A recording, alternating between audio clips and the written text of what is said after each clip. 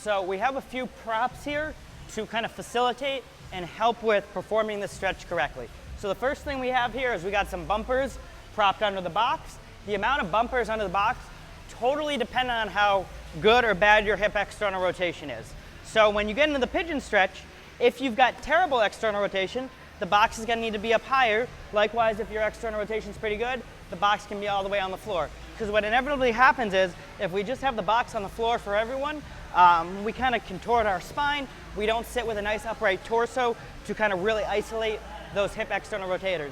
So the amount of bumpers totally depend on how good or bad your mobility is. More bumpers, you have bad mobility.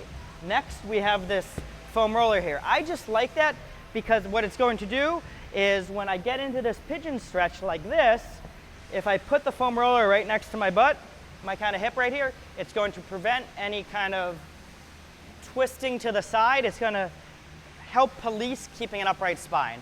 Lastly, you'll see in a second, I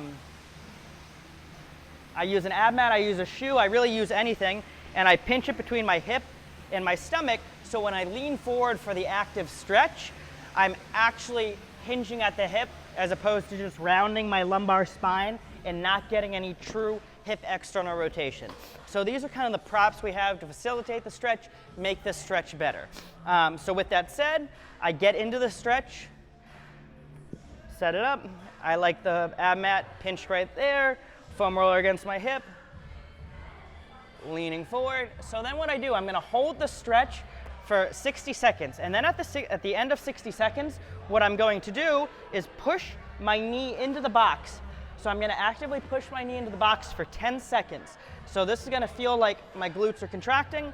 A cue I like to use is imagine there's a scale underneath my knee. So as I'm pushing down, I'm increasing weight on the scale. Then after 10 seconds, what I'm going to do is, if I use that scale analogy, I'm then going to imagine my knees once again on a scale, and now I'm lifting up, pulling myself forward further.